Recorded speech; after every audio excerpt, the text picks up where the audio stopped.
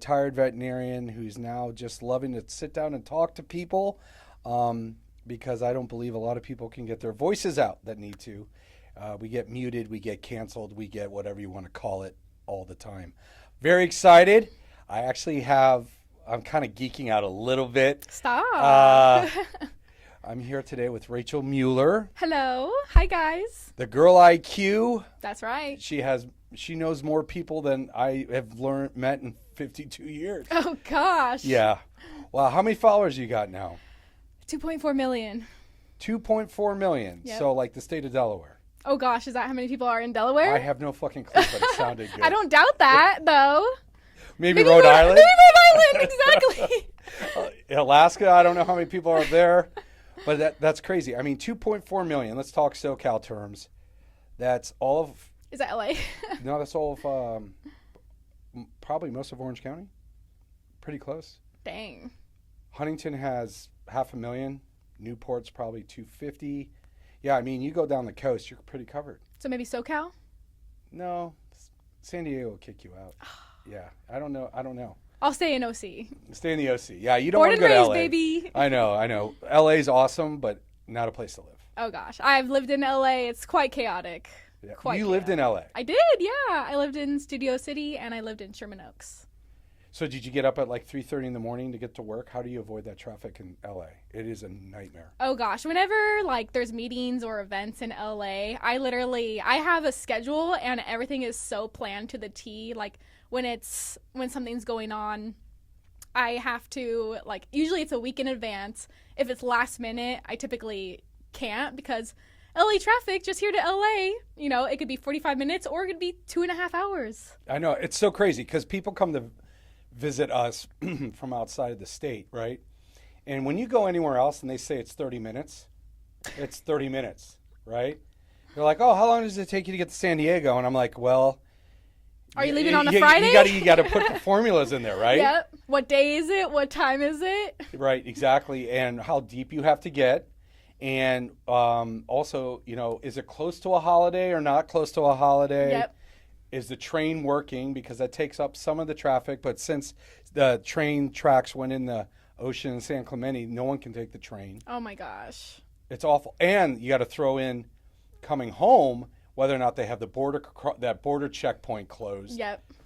Oh, it's a nightmare. It's chaotic. Yeah. We love California. Yeah. No. California, amazing, right? You cannot bitch with the weather. You cannot, the amount of things there is to do. I love the weather. But the taxes and the traffic are enough to just drive you away. The 2 T's. Look at you. Tilt. The 2 T's put us on tilt. Look at you. You're freaking, oh man, this girl is crazy. I mean, she's probably one of the most organized women I've ever met. She came in with a spreadsheet. Everything's a spreadsheet in her life. I wouldn't say pretty close to OCD. Or do you think you have OCD? I don't think so. It's just life could get very chaotic, and I like to have it structured. There's so much going on in my life, your life, everyone's life. There's so many different things, and it could change in any second, any moment. So I like to be as organized as I could because there's a lot of shit going on. Okay. So because we, during my MBA program, we had to take a Myers-Briggs personality test to see who could be grouped with who in their throughout the program, who would work well together. Mm-hmm. And this one girl was in my group. And she is to the point where if she goes on vacation, we'll just say to Hawaii, her whole vacation each day and time is on a spreadsheet. Oh my gosh. That's on vacation? On vacation. That's extreme organization. Is that you? Not really. No, when you're on vacation, you shut down. When I'm on vacation, in general, I'm on my phone so much. When I have those couple seconds away from my phone, I try to stay away from my phone. But also, it is my job, so I do love documenting. Like Snapchat, I love Snapchat. Like literally pull it out, post a story, boom. So, because I'm going to get into that with you because I'm really interested on that aspect. But let's go back a little bit. So, and correct me if I'm wrong in any of these spots. You were raised in Santa Ana, California. Yep. You ended up going to Cal State Fullerton. Yes. You got a degree in business marketing. Yep, I was the first person. Me and my twin were the first in our family to get a degree from college. Wow. Yeah. Really? Yeah. And how many siblings do you have? There's 6 of us. There's 6 total. Yeah, 3 boys and 3 girls. And my mom and dad, so there's 8 people in the family. Wow. And so your twin and yourself got a degree. Anyone else? My youngest brother after that. From where? Cal State Fullerton. Okay, go. Go Titans. Yeah, I was about to say, Titans. go Titans. And then you told me, what year were you in college when you said, hey, this social media thing might be a big thing? Let's see. I started college 2014, graduated 2018. So about 2016 is when I was like, okay, social media is going to be something. You know, they had like, I'd say they had like Instagram and Snapchat, but like TikTok wasn't around, and like, you know, just social media in general was very new. And I was like, I saw it from a distance. I didn't know much about it, but I was like, this shit's going to blow up. This is going to be big. This is something that is worth my investment. So literally, I had that goal in mind. I branched in all many different ways, working on the field, you know, working under people and getting a college education. And that was probably one of the best one of the best choices I've ever made in my whole entire life. So I mean, back then it was young. So how much did the professors truly know about, about social media marketing, social media analytics, social media returns? Like, was there a lot that they were able to teach you? I would say it was more knowledge-based, and like in regards to like teaching you the proper like technology to use with it. So like just say Excel, Access, PowerPoint, and like programs that would elevate your social media. The look. Right. The look. But it really didn't. The whole idea of monetization of social media influencers and podcasters and all that other stuff, I don't think really, I don't remember it until like right before COVID. I don't think there was one class on podcasting. Right. Yeah. In college. I'm pretty sure. I haven't looked, but I'm pretty sure if you look through any communication type degree or any sort of marketing now, I'm sure there is a podcast. Oh, I would hope so. Yeah. That'd be brilliant. Just a class. Elective. Yeah, just a class on podcasting. Yeah. I would take that. Right. I'll go back. Oh, you I'll would? get another degree. In theater, maybe. I'm thinking like, you see the people on the news. Are they communication majors? I mean, I don't really. I've never looked into what public relations. Public relations. Yeah, I mean communication. Yeah, I mean it's all possibility. I know. Yeah, I mean, I'm curious to see what they're offering now to 2024. What classes that they're offering? Whether it's a class on influencer marketing, a class on podcasting. That'd be very interesting. Well, I mean, at Pepperdine, the MBA, there's a whole social media section that you can take in the marketing, because when you get your MBA, you choose your track. Mm-hmm. I was general because I just wanted a business degree. Yeah. But you could do finance, you could do marketing, you can do accounting, you could do analytics, and there in the marketing section, there's all these social media classes. But of course, they talk about KPIs. Yes. And for huge corporations, that's important because you could put millions of dollars into it and get nothing out of it. Yep. I mean, if your price per customer is like $164,000, is it really Ooh, that's a lot. Yeah, it is. That's a lot. Yeah. Per customer. Yeah, I know. So, well, I think they better hire someone else that's a better social media marketer. Yeah, we got to reevaluate that. Yeah. No, but I mean, you look at social media now, and I mean, that's how you look at all the professional leagues. You look at all the professional teams, college teams, different universities. Kids nowadays, that's where they get their news from and they get their ads from. I mean, I doubt I can honestly look at you in the eye and say, my 3 daughters, not one of them watches regular TV. I personally don't even watch regular TV. Everything's streamed. Yep. And if they do want to watch a regular TV show, it's usually from like 3-4 seasons ago. On Netflix. Yeah, Netflix, Hulu. Yeah, Prime. Paramount. Yeah. Yep, Prime. All those. And it still drives me crazy because you look at what Spectrum or DirecTV charges, for their cable packages. It's crazy. That's why YouTube TV is so great. I'm a huge YouTube TV guy, but I've noticed their prices are starting to go back up.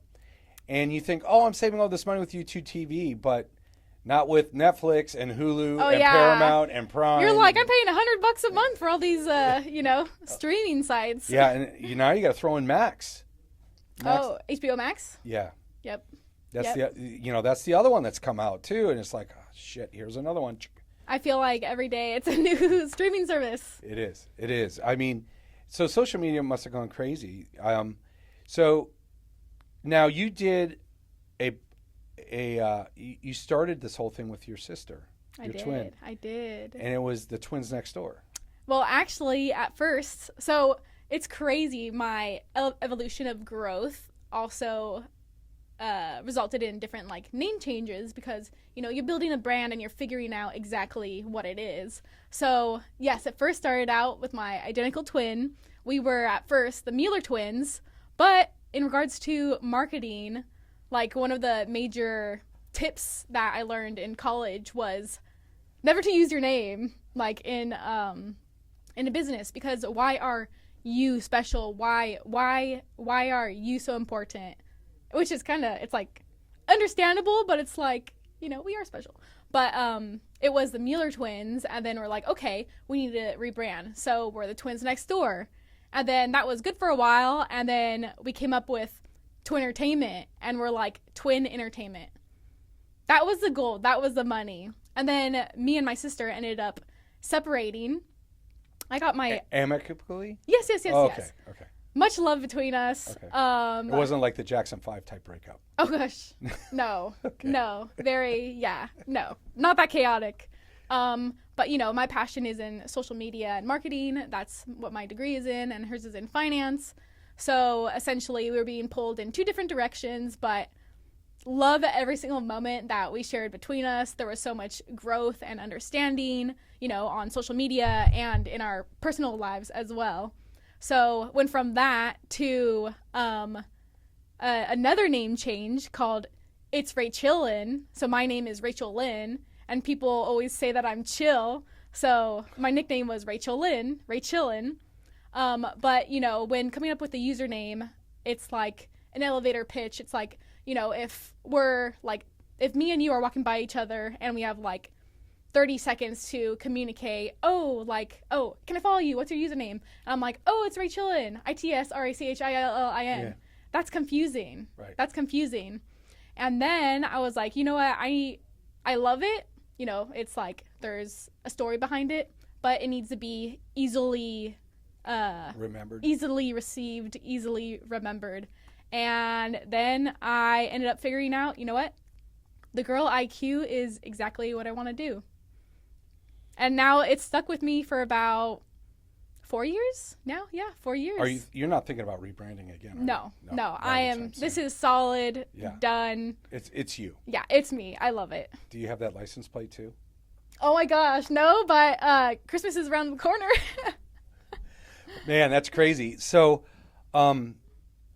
the whole concept of the name is huge. And literally, I find myself up late nights, multiple nights, just thinking of names for with this platform, different podcasts for people to do. Because it needs to be impactful. It needs to be rememberable. It needs to be easy. Yep. I mean, the greatest marketing ever, in my opinion, is Jim Gaffigan made fun of it. It's Hot Pocket, because everyone knows Hot Pocket. Hot Pocket.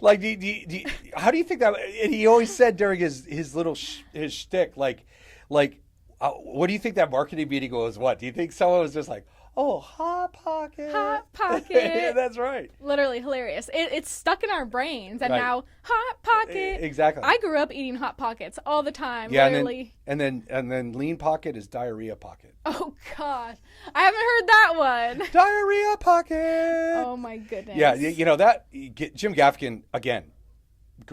Dad. You can see his humor's a lot like that. He's gotten a little political recently, so I'm not into the politics. I think a true political comic's unbelievable, but if you're not truly a political comic, don't throw your political beliefs in. Got it. It doesn't work for me. Yeah. And I loved also, I know it's off topic, but how all the comics came out with the whole cancel culture, and they're like, you know what? Screw you. I'm going to say what I want to say. Mm-hmm. So, and that's why I think podcasts are so popular now. Podcasts are unfiltered. It's like, honestly, like I have a podcast of my own, and it's called the Council Podcast. But what's crazy is literally what you see on my social media and what you hear and see on my podcasts. You see so much more of myself. You see my personality. You see me in the real, in the raw, literally speaking how I normally speak. I try to... Giving opinions. I try to keep my content very, very under control and not, crazy and stuff like that. But my podcast, I'm very verbal on my podcast. And, you just are able to understand and see a different side of me that is me, Right. That I'm not able to share on, my normal social medias. Well, so many opinions, so few filters. That's the way you should run a podcast, in my opinion. You cannot filter back what you're truly trying to get across because it limits the impactfulness again. And the authenticity. Of a podcast. Yep. Being a veterinarian for 34 years, there's one thing I learned immediately. It took, not immediately, it took me bashing my head against the wall for a few years before I figured out you're not going to make everybody happy. No. Don't think that there's going to be haters. Literally, people are going to hate you and people are going to love you. Like if you have a viral video, let's say no matter what, let's say 90% will love you, 10% will hate you. You cannot please everyone on this earth. So in veterinary medicine, there was a saying we said that, 80% of your business comes from 20% of your clients. And the other thing is that 5% of your clients are going to make you want to walk out the door and never come back. Oh gosh, that sounds very, very, very true. Let me jump ahead then a little bit because we'll get into this right now because we're here. How do you deal with the haters? Social media haters. Honestly, they're behind a screen, and I feel like I do get. Luckily, overall, I don't get too many hate comments. Sometimes, I know other people have got every single post. It's very overwhelming. So I've been very lucky and fortunate to not be in that situation. But when I do, of course, I just recently, I bought this dress off of TikTok shop and I absolutely love it. And so many people love it. And there was a commenter that said, that's the most ugliest, dress I've ever seen in my whole entire life. And that's okay. That's their opinion. Was it a man or a woman? It was a woman. But. So that's jealousy. When you say it like that, that sounds like jealousy to me. She could have bought the fucking dress herself. It's on TikTok shop. It's not that expensive. Yep. You know what I mean? I think it was $15. I know exactly. But I think when I hear comments like that, I think of it's someone who's like, damn, I would never look that good in that dress. Jealousy or just just insecurity within themselves, Right. It's they're hiding behind a screen. Would they ever say this to your face? Well, when I grew up, if you did, you'd get punched. Oh, yeah. Yeah. Right? Mm-hmm. Or if you're, and it's funny, me and all the dads that of our daughters in our sports teams, we're always like, man, if that was me, or, back in the day, if a kid would do that to me, they would definitely be getting an elbow. When the ref isn't looking, they would know that I was there. Yeah. Yeah. And, so there's a lot of things that we used to do that you just can't get away with now. No, not at all. But cyberbullying is a nightmare. Yeah. It can get really bad. So I know, I don't want to put you on the spot, but what would you say right now to high school girls that are just getting nailed from haters? My number one tip is don't take anything personally. Don't take anything personally. You know, you're not going to be loved by everyone.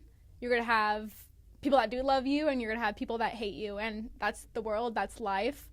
But just know, like, you are living your life, and you know if you're a good person or not. And, you know, a majority of us, you know, are, hopefully.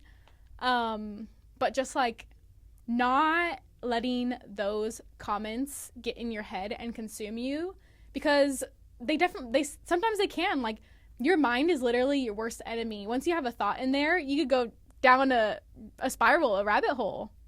Were you like that since day one? Or did you have to build up to it?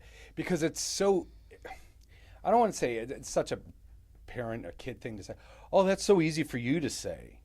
But again, it's also a way of how you need to think and be in life in general. Mm-hmm. I think these younger generations are having so much problems because a lot of them are never told no. And a lot of them, you know, they've had to deal with this type of shit. They had to live their life in a certain way to kind of just stay behind the scenes, never really step forward. I think at the high school level, that cyberbullying really keeps kids from becoming their true authentic self. Mm-hmm. Right? I mean, it's nerve-wracking, you know. All in all, everyone, you know, I have a decent amount of followers now, but what I always tell people starting is I started at 0 too. We all start at 0. And when you get into it, you really have to not be nervous about you will be nervous about posting, about what your family thinks about you, what your friends think about you. Like, people will judge, you know. They'll laugh at you until, you know, you hit a certain point, and then they'll love you, and once you're too big, then they'll hate you. It's always that flow in regards to, like, social media and growing. Yeah, it's always really sad to read all these stories of all these kids that their mental anguish was so bad that they literally hurt themselves really bad. That is extremely devastating. But it's an all too common thing, in my opinion. Mental health matters. It does. And social media is a huge freaking tool. And I've seen it destroy my own daughters, what people write, you know. And the thing is that they just sit there and they just watch it because of FOMO, right? And then they also sit there and are like, oh, what are they saying about me? Oh, what are they saying about me? My middle daughter was the worst. And she finally, I think it was her senior year, she was like, fuck it. High school? Yeah, fuck it. You know, screw them. Soon as she did that, she changed, her personality changed, her whole life changed. Oh, she probably flourished. Yes. Yep.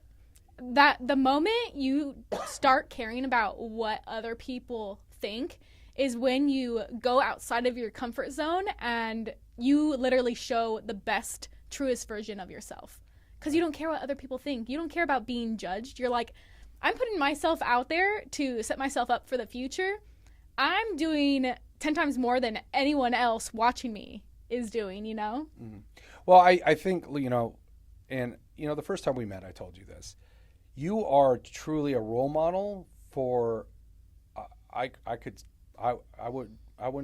say millions of girls. Where are the tissues? They're right there. Yeah, they're right there. No, but you are, because your ability to say, you know what, screw it. I'm not going to listen to what other people say about me. I don't care what other people say about me. I know my truth. I know who I am, and I know what I want to do. And you did that at such a young age. I think that's benefited you because you're not even 30 yet. You're a young 25. Yeah, and 25. You know, the thing is, you're able to grow so much quicker. When people, they could sit there, they could probably edit a video for a week, thinking about, oh, what are they going to say? What are they? Just put it out there. Yep. And literally, that's funny you say that, because even now it's like, sometimes like I'll overthink my shots or I'll overthink my content, and I put out a piece of content and there was a little like mess up in my verbiage, but I shot it and I was like, I'm human. That's normal. Boop. Edited, captions, upload. And it's like, mistakes are normal. Yeah, you don't have to be polished and perfect. I find myself doing that here. And then finally, I'm just like, you know what? That's all part of the podcast thing. Yep. You know, the fact that I screwed up what was coming out of my mouth, or the fact that I had too much of, you know, my sponsor's sauce in the middle of the podcast when I'm doing stuff, and, you know, all those things. It's that's all part of life. That's called lifing. That's living. And life isn't perfect. Yep. Right? And I think that the whole concept of perfectionism is another huge aspect of mental health that is never discussed. Yeah. People don't talk about that. They're like, oh, they're depressed, they have anxiety, all that. Well, no shit, because they think from everything they see on social media and they see on TV and they see from magazines is you got to be perfect. Yeah. Perfection is overrated. Like, I mean, nothing in life is perfect. That's why. What in life is perfect? Well, that's why I love looking at models without makeup on, and you're like, oh, you know. You're like, who's that? Yeah. You know, I'm blessed, and I'm not saying this because she's my wife, but I'm saying this because I'm truly blessed. My wife is more beautiful without makeup on than with makeup on. Also, her personality. She's beautiful in general, inside and out. Oh no, I hit the lotto. You know, it's funny. So you met two of my daughters. Yep. And you met my wife. And on my You're a very lucky man. I know. On my laptop, I have a picture of myself with my wife and the kids. And I was in my doctorate program. This one lady walks by and she looks at me and she goes, "Man, you're Sylvester Stallone." I'm like, "What are you talking about?" She's like, "Look at that picture. How the hell do you have that around you?" Oh my gosh. Have you ever seen the Sylvester Stallone family? I don't think so. His wife is gorgeous. His daughters are gorgeous. And then there's Sylvester Stallone. I need to see this. Insert picture. Yeah. So, I mean, that's the whole thing. I'm truly blessed. But I've seen as a father, it's really hurt me seeing what social media can do to my daughters. Yeah. So, just so everyone knows, what can you remember is the meanest thing someone said to you? Oh gosh. Well, you know, honestly, like what I always believe is beauty is in the eye of the beholder. Literally, your thoughts about me, my brother's thoughts, neighbor's thoughts are all different. We all have different thoughts, different opinions, about anyone. And, it's gone back and forth, but being an identical twin, we're always compared on every little aspect, on everything. And, there's always competition. Oh, who's the better twin? Who's the prettier twin? Who's the smarter twin? Or like, oh, Rachel looks like overweight in that shirt. Or, oh, Elizabeth is the better twin. Or Rachel's the better twin, the better looking twin. So it's like, okay. These are followers or people on social media? Just people on social media. Wow. Okay. It's like anything you post on social media, like you'll get judged for it. I remember it was funny. I was on Facebook just scrolling and there was an image, I think maybe of like a salt shaker. And it was captioned like, have arguments about this salt. And literally this image went like so viral and people were fighting just like in the comments about the salt, and just it was like, what? It was just crazy. And that just shows that literally with the internet, people will fight about anything and could argue about anything. Well, it's easier to fight when you don't have to say it to their face. Exactly. You're behind a screen and you'll never ever any of my fans don't, it's very unlikely that we'll actually meet in person. So if they're a hater, then they're going to share that because they're behind a screen. Yeah. Well, a personal story about me is that one of my classmates told me to start following Reddit, Mm-hmm. And start following Reddit, veterinary medicine, Reddit, veterinary students, all this stuff. Mm. And then the mentor in me, I decided, I should start responding to all these people that are having trouble. I got a text from him that says, I've been permanently banned. From Reddit. On Reddit? Yeah, Reddit permanently banned me. And it came yesterday. I'm like... Yesterday? You got that? Yeah, I'm like... And so I wrote him back. I go, Why? is it the fact that I was a veterinarian in the field for 34 years? Was it the fact that I have an MBA? Is it the fact that I can get my doctorate in business administration? What part of what I was saying, trying to help out these early career vets who say they got into the wrong profession, they're dying, people asking advice for, is veterinary medicine for me? What major should I do? What college should I go to? That's very shocking. Yeah, I'm like, why? what banned me? Yeah. Do you have an answer? No, it's before I don't know if I ever will. I don't think you will get an answer. So I find That's it funny. because you were just helping people. You were trying to help people out. Perfect example. Should I be a bio major in college if I want to go to vet school? My answer, no.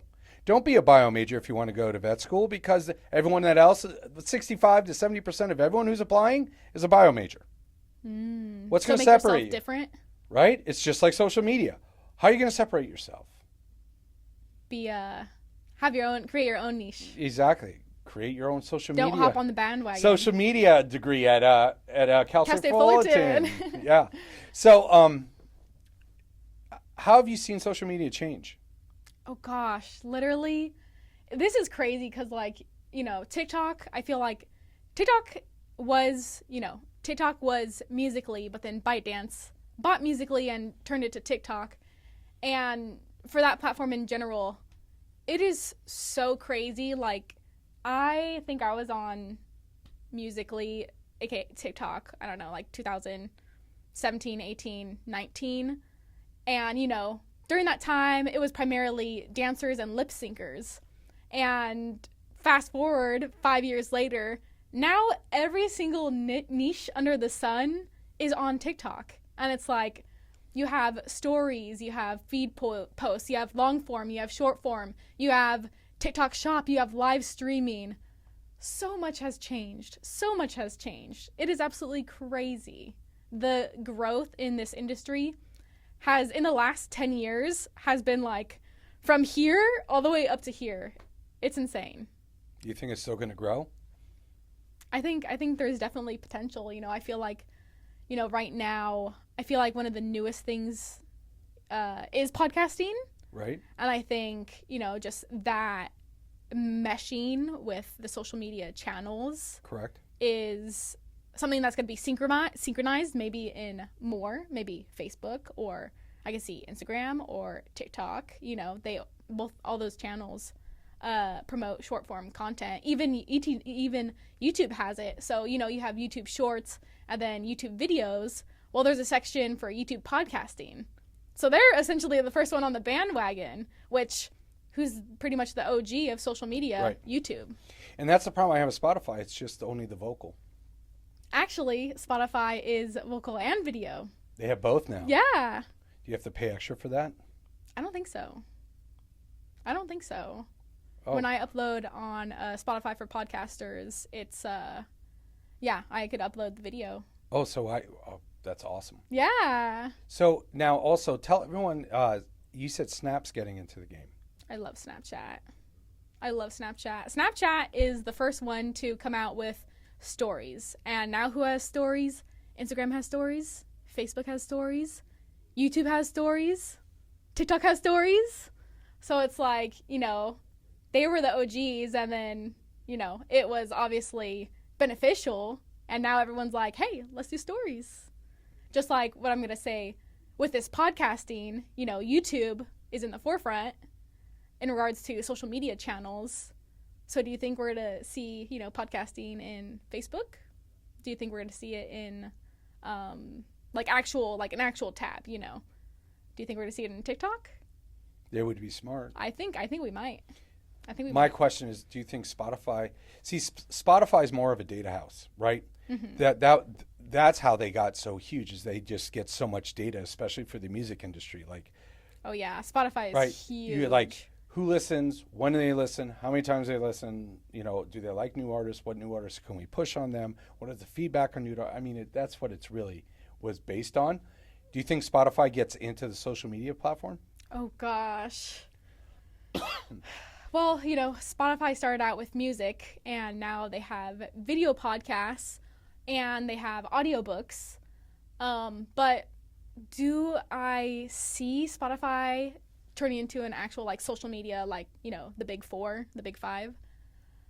That'd be a little difficult just because how they weren't intended for that. And I think because they're so influential in the music space and, you know, just like audio and now podcasts and audiobooks, I feel like if they did branch out, it would almost be a little too much. But also, then again, it'd be really smart for Spotify to do that because, like, if I'm an artist, 100% I'm going to be uploading on Spotify. And I want followers. And essentially, when you know, follow a playlist, you already are following that artist. So if, you know, there was feeds attached to these artists, I mean, I'm already a big fan of the artists I follow. Correct. So I think it only could help the platform. Just think if they would work better with collabs too. Like, you know, if you follow an artist on Spotify, maybe you could use their music in your videos without getting in trouble. That'd be nice. Right? You That'd want to get nailed with a copyright infringement? Yeah. I'm just thinking outside the box. I just thinking it would be pretty cool if someone did that, because especially I love how you can use new artists' music a lot easier than obviously regular artists. And on this platform here, we love to find the up and comers. That's what we're looking for, and that's why I'm so happy you're here, because I'm hoping you're going to help us find those up and comers and give them that hand, that boost that is needed. So let's see. We've been all over the place. What got you into the DIY self-hack? Literally, like we mentioned earlier, I grew up in a huge family, and, you know, just like growing up, it was really tough. My mom was taking care of us, and my dad had the job, and literally 6 kids is a lot in any day and age, but like especially like now, 6 kids is unheard of. Like, it is not common at all. $3,000 to go to Disneyland for the day. Oh gosh, if you're lucky. Yeah. If you're lucky, that doesn't include parking. That doesn't include food. Anything else you're buying. Wild, literally wild. Wow. But yeah, basically grew up, you know, literally grew up hustling. You know, we were on our dad's income, and our mom watched these 6 hooligans, you know, running around. And just growing up, if I ever wanted anything, I'd have to work for it to get it. I'd have to hustle to make it happen, to get what I want. I always had to go above and beyond. I never expected anything. I would have to, whatever I put my mind to, it's like, oh, I want this. How am I going to get it? What am I going to do to get there so that I could, you know, get what's on my mind? And that's why, you know, my content is The Girl IQ, and I share life hacks and tips and reviews, because literally my whole entire life I feel like I always had to MacGyver my way through so many different situations in order to get what I wanted. And like, whether I love sharing life hacks, whether they're, you know, that are easily accessible to anyone, whether you have $1 in your pocket or $100. It's like, these are hacks that could benefit anyone, because life could always be easier. Do you know what life hack changed my life forever? I would love to hear this. Did you know on the side of aluminum foil boxes, they have a little triangular piece you're supposed to push in? So the aluminum foil doesn't come flying out. When did you learn this? About 4 years ago. Oh my gosh. And is your life changed?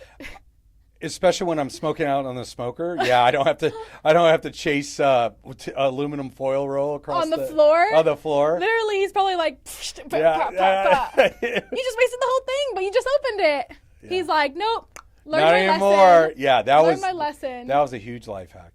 So, oh my goodness. So the life hacks you have now, do you think about them in your head? Are they most of the things you come up with yourself, or do you hear about them and then try them out to make sure they work? Or a lot of things are trial and error. A lot of things are trial and error. Mm-hmm. And literally, I feel like if I see something and there's a problem, and I'm like, oh yeah, there's like a clear problem, or this is too difficult, my mind jumps to, how can we make it easier? Like, what is something that I know that maybe other people don't know? Like, for example, you know, standard a hack with every car. Literally, you buy a new car and you're filling up the gas tank the first time you buy it. What side is the gas tank on? You look at the fuel gauge. Exactly. But there's an arrow pointing which side it's on. And not a lot of people know that. And it's like, boom, there you go. It's like, I love sharing knowledge. The little triangle on what side it is. Yeah, literally. Is where it is. I love sharing knowledge and information. It's like, oh, it's like, seems like everyone would know it, but Right. a lot of people don't know it. Or like, you know, my partner that I'm dating is from the East Coast and now is here. And his mind was literally blown when he realized that air is free here in California. And it's like, I don't have to pay for air for like... Does he hold his breath back on the East Coast? No. What's, For the tires, what's he for doing? your cars. Okay. For your car. For your It car. actually is legal everywhere. Is it legal everywhere in the U.S.? Yeah, especially if you get gas. Really? If you buy something, then they're mandated to turn on the pump, turn it on. On all the pumps, it shows, 25 cents or whatever, or 50 cents. But literally, all you need to do is go inside and say, hey, I'm going to pump up, the tires in my car. Can you turn on the air? You don't have to give a dime. You don't have to give a cent. Funny story. 2 weeks ago, I had to go fill up my daughter's tires. Oh. Because, it started getting cold. And all of a sudden, Yeah. the new cars nowadays, all the sensors are going crazy, Oh right? my gosh, yes. Yep, that is true. And what people don't realize is that there's a sensor on the spare tire as well. Really? Most cars have a sensor on the spare tire. What? Because could you imagine if you were going for your spare tire and you pull it out and it's flat? Oh, no. Right? But anyways. That just turned a bad situation into a worse situation. Exactly. But so I on Sundays, I always, with all my daughters, on Sundays, I go get their car cleaned and fill the car up with gas, just so I know they're good for the week. Aw. And all the lights were on. I'm like, shit. So you're like, those are not the Christmas lights I've been wanting to see. Exactly. So I went to the gas station. I walked inside, and I was getting my slushie because I'm a slushie fanatic. Oh my gosh. And then I'm like, I'm gonna get air. He's like, okay, no problem. Filled up the car, went over. He turns it on. Someone cuts me in the fucking line and uses my free air. What? Asshole. Wait, how did they cut you? Because You were I had to walking? I had to turn my car around to get in, and that guy just pulled in off the street and went right in. He's like, "Oh, it's running!" Oh Because my he thought he probably had to gosh. pay for it. I was like, "You're an That asshole." was just bad timing. But asshole, you saw me coming. Yeah. And you're like, hey, dude, I just asked for him to turn it on. Yeah. That's ridiculous. So I just sat there, drank my slushie, and stared at him. You're like, I'm like, yeah. I could see you giving him the stare. Dude, yeah. You don't want to fuck with a bald, big man with a slushie. You can't steal my gas. Yeah. I mean, my air. Yeah, my air. You can't steal You my can't gas. you definitely can't steal my gas. The gas is worth more than most everything else here in California. Oh my gosh. That's liquid gold. It is. So is there a hack that you ever released that never really worked? Or do you make sure they all work? So all my life hacks that I do, you see there's like so many other platforms like 5 Minute Crafts. They post content and it's like sometimes it's the most ridiculous, like crazy out of the box hacks. And it's like that definitely would not work. So with me and my channel, every hack that I post on my page is valid, does work. No, you majored in business, not English. Yeah. We're okay. English is the hardest language to learn. It is. Yep. And people don't understand that.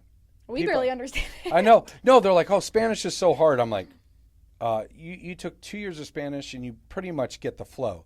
We take Our whole 13, life. 14, 15 years of Spanish or English. And we we're taught English up until, what, 12th grade? No, and you also have to take 3 English classes in undergrad. That's crazy. Right? That's crazy. And you still need Grammarly or word processor in order to make sure you used it correctly. Yep. I mean, I'm the worst speller there is. I mean, it's like It's crazy. Microsoft Word, like, I need to keep at least 64. A bunch of red lines? Yeah, 60 more gigs of RAM in there. Oh my gosh. Just so I can keep up with all my grammar and spelling errors. But I'm also the type that, like, tries to type. But I love the speech to text now that you can do on everything. I love speech to text. It has game changer. autocorrect for you. I know, and it's game changer. It is. Wow. Whenever I'm driving and, like, receive a text, I'm like, hey Siri, da da da da da da, and literally it writes it for you, and, like, I don't have to put my hands on the phone, and I can focus on driving. Is there a certain time of day most of your life hacks come to you? Honestly, any time. No, random moments. Are you at that age yet that you have to write them down so you don't forget, or do you just remember them? I love my Excel. So you literally and my whip out spreadsheets. you literally whip out your spreadsheet immediately and. I have a spreadsheet. I have, like, a Word doc. I have notes, the Notes app. I have literally a content list. If I have an idea that comes into my head, it's a restaurant, idea. Doot, under my restaurant tab. Oh, it's a life hack. Oh, it's a tip. I always, like, as I have so many thoughts that go through my brain, if I don't write it down, you'll forget. I'm going to forget it. Right. I'm going to forget it. So literally. Have you ever tried Evernote? No. I've never heard of Evernote. It's a journal. It's an online journal. Is this an app? It's an app. Ah. Brilliant. Really? Do you use it? I do. Because I found, for me, the most clarity I get is between 3 and 7 a.m. Dang. What are you doing up at 3 a.m.? That's just me. I get about 4 or 5 hours of sleep and I'm awake. But that's wow. And especially when I'm out walking my dogs in the morning, that's where when you're the most creative. Yeah, I get crazy ideas. That's amazing. Right. And so I think it's very important for people, if they especially want to start doing something like you are, to start writing down your ideas. Yes, and I feel like in regards to that, if you're starting making content, what you don't want to do is you don't want to be chasing. So if you're like, hey, I want to do this, make the piece, but make 30 other pieces, and then once you have a backlog, a gallery of content, then you start posting. Some people are like, oh, I just want to start, but the thing is, consistency is key. So let's say you post and you post another day, oh, I don't have any more content. Day goes by, day goes by, day goes by, day goes by, oh, and then do another post. But what do all the platforms say is the most important? Consistency. So just make sure you have a backlog amount of content when you do post. Yeah.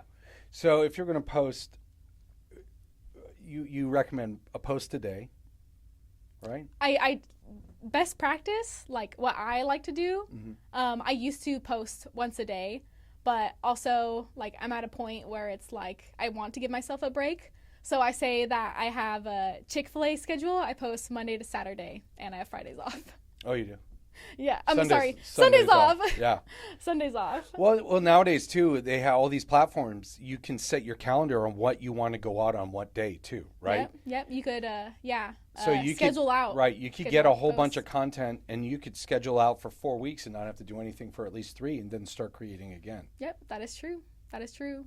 Me, personally, I feel like when scheduling out, if it's not within the platform itself, you kind of lose, like, all the features that are able, like for Instagram, you have, when you're uploading a post, it's like you have 7 different things you could choose from. And it's like, oh, I want to do location. Oh, I want to do tagging. I want to put hashtags. Oh, I want to share onto my threads.